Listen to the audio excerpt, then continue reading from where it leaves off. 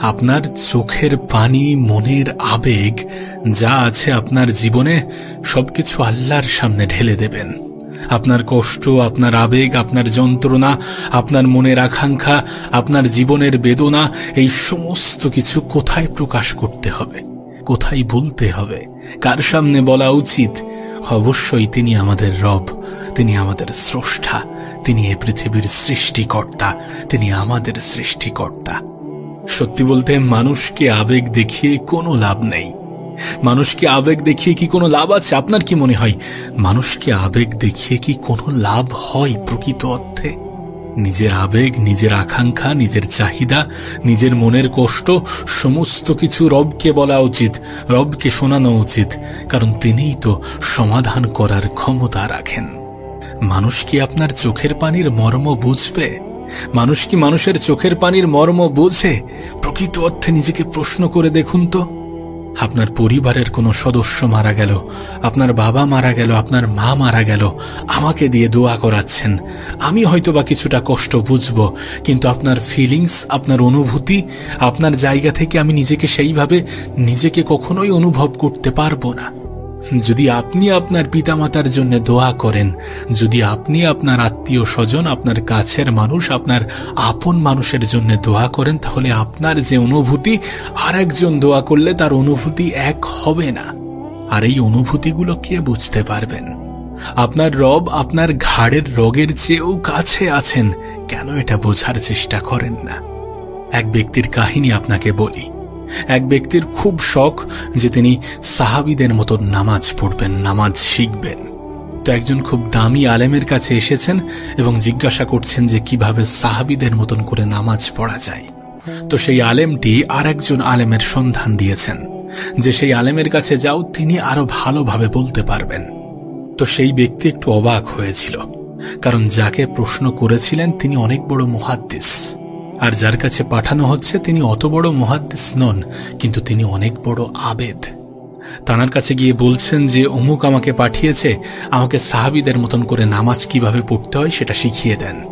তো তখন সেই আবেদ ব্যক্তি বলেন যে ঠিক আছে, সুন্দর করে অজু করে এসো। অজু করার সময় একটা জিনিস খেয়াল রাখবে যে আমি শুধুমাত্র আল্লাহর সন্তুষ্টির জন্য অজু করছি, আমি শুধুমাত্র আমার আল্লাহকে রাজি খুশি করার জন্য অজু করছি, এটা খেয়াল রাখবেন অজু করার সময়।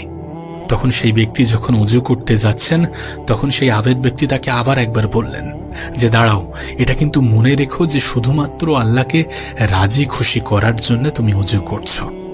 যখন অজু করছেন তখনও একবার বলেছেন যে শুধু আল্লাহকে রাজি খুশি করার জন্য অজু করো। এরপর যখন নামাজে দাঁড়ানোর জন্য প্রস্তুত হচ্ছেন, তখনও একবার বললেন যে শুধুমাত্র আল্লাহকে রাজি খুশি করার জন্য নামাজ পড়ো। এমন চিন্তা ভাবনা তৈরি করো যে শুধুমাত্র আল্লাহকে রাজি খুশি করার জন্যই আমি নামাজ পড়ছি। এরপর যখন সেই ব্যক্তি নামাজ শুরু করলো, তখন তার মন তো এদিক ওদিকে চলে যায়, এবং যখনই মন এদিক ওদিকে চলে যায় তখন সেই ব্যক্তি নিজেকে বোঝায় যে শুধুমাত্র আল্লাহকে রাজি খুশি করার জন্য আমি নামাজ পড়ছি। যখনই মন এদিক ওদিকে যাওয়ার চেষ্টা করে তখনই তার মাথায় এটা চলে আসে যে শুধুমাত্র আল্লাহকে রাজি খুশি করার জন্য নামাজ পড়তে হবে। এইভাবে সেই ব্যক্তি নামাজটা শেষ করেছে। নামাজটা শেষ করার পরে তার মনে হয় নামাজে আমি মনোযোগ দিতে পারলাম না, ঠিক সেইভাবে আমি নামাজে তো মনোযোগ দিতেই পারলাম না। বারবার তার মাথায় খেলছে যে আল্লাহ তুমি আমাকে মাফ করে দাও, নামাজটা মনে হয় মনের মতো ঠিকঠাক ভাবে হলো না, নামাজটা মনে হয় ঠিকঠাক হলো না। তখন সেই ব্যক্তি সেই আবেদের কাছে যায় এবং বলে যে নামাজ তো এইভাবে পড়লাম, কিন্তু মনে হয় নামাজটা ঠিকঠাক ভাবে হলো না, নামাজে তো ঠিকঠাক ভাবে মনোযোগ আনতে পারলাম না। আল্লাহর কাছে খুব মাপ চাইলাম যে আল্লাহ আমাকে মাফ করে দাও, আমার নামাজটা মনে হয় ঠিকঠাক হয়নি। তখন সেই ব্যক্তি বলেন এটাই হলো সাহাবিওয়ালা নামাজ। তারা আল্লাহকে রাজি খুশি করার জন্য নামাজ পড়তেন, নামাজ শেষ করার পর ইস্তেগফার করতেন যে আল্লাহ মনে হয় নামাজের কিছুই হলো না, নামাজটা ঠিকঠাক ভাবে হলো না, আমাকে মাফ করে দিও।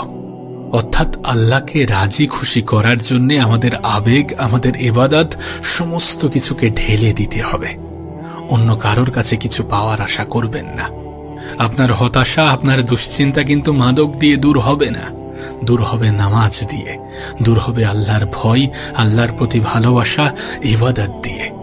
আপনি যখন ইলমের ভিতরে ঢুকে যাবেন, যখন আপনি ইসলাম নিয়ে চর্চা করবেন, আপনার ধর্ম, আপনার জীবনের উদ্দেশ্য, আপনার জীবনের লক্ষ্য, আপনার জীবনের টার্গেট, আপনি কেন এই পৃথিবীতে এসেছেন, এই সমস্ত জিনিস নিয়ে চিন্তা করবেন, যখন আপনি আপনার রবের সান্নিধ্যে আসার চেষ্টা করবেন, রবের প্রতি গুরুত্ব আরোপ করবেন, ইবাদতের প্রতি গুরুত্ব আরোপ করবেন, তখন দুনিয়াবি দুশ্চিন্তা থেকে এমনিতেই আপনি দূরে থাকতে সক্ষম হবেন।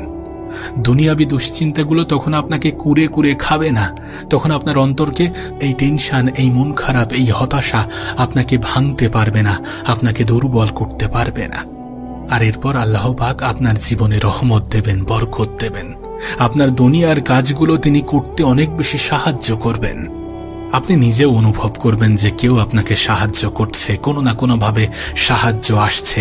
কেউ এই কাজে সাহায্য করছে, কেউ ওই কাজে সাহায্য করছে, কোনো না কোনোভাবে যেন সাহায্য আসতেই চলেছে। এখন আমাদের সিদ্ধান্ত নিতে হবে যে আমরা মাদকের দিকে যাব নাকি আল্লাহর দিকে আসব। আমাদের সিদ্ধান্ত নিতে হবে যে আমরা নেশাগ্রস্ত হব নাকি নামাজের প্রতি আকৃষ্ট হব।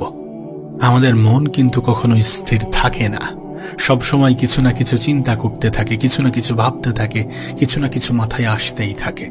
আর যেহেতু কোনো না কোনো চিন্তা মাথায় আসবে, তাই পজিটিভ চিন্তা আনার চেষ্টা করতে হবে, পজিটিভ ভাবতে হবে, রবের কথা স্মরণে রাখতে হবে, রবের প্রশংসায় লিপ্ত থাকতে হবে, রবকে শুকরিয়া জানাতে হবে, রবকে সব সময় বলতে হবে যে আপনাকে কোটি কোটি শুকরিয়া এমন একটা জীবন দেওয়ার জন্য, আমাকে সুস্থ রাখার জন্য, আমাকে খারাপ জিনিস থেকে দূরে রাখার জন্য, আমার জীবনের সমস্ত কিছু নিয়ন্ত্রণ করার জন্য, আমার জীবনের সৌন্দর্যকে ফুটিয়ে তোলার জন্য।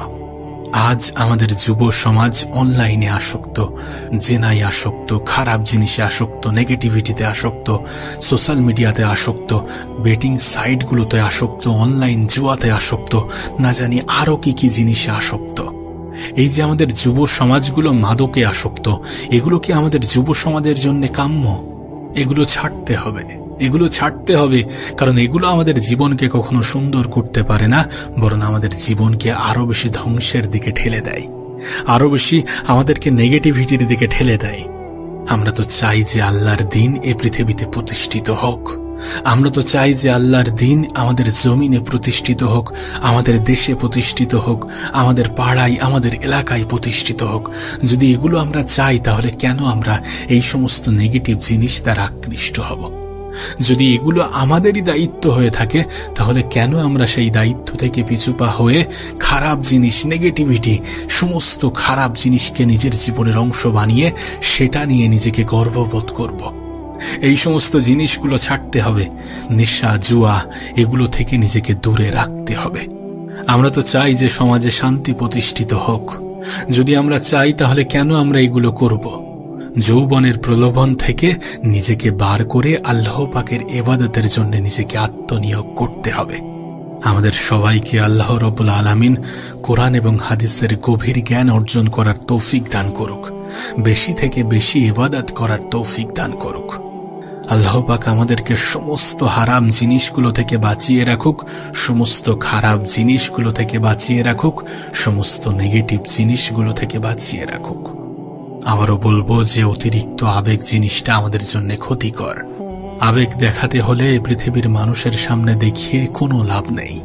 নিজের আবেগ, নিজের আকাঙ্ক্ষা, নিজের চাহিদা, নিজের মনের ইচ্ছা, নিজের মনের কষ্ট, নিজের মনের দুঃখ, নিজের জীবনের হতাশা, সমস্ত কিছু আমাদের রবকে খুলে বলা উচিত। যে রব আমাদের জীবনকে সুন্দর করবেন, যে রব আমাদের জীবনকে সুন্দর করার দায়িত্ব নিয়ে থাকেন। নিঃসন্দেহে তিনি সর্বশ্রেষ্ঠ পরিকল্পনাকারী, নিঃসন্দেহে তিনি উত্তম জ্ঞানী, নিঃসন্দেহে তিনি যেটা করেন সেটা আমাদের ভালোর জন্য করেন। সময়ের ব্যবধানে আমরা হয়তোবা সেটা বুঝতে পারি না, কিন্তু সঠিক সময় আমাদেরকে এটা বুঝিয়ে দিতে দ্বিধাবোধ করে না। সঠিক সময়ের অপেক্ষা করতে হবে, রবের উপরে বিশ্বাস রাখতে হবে, আশা রাখতে হবে, আস্থা রাখতে হবে, আর আমাদের অতিরিক্ত আবেগকে নিয়ন্ত্রণ করতে হবে।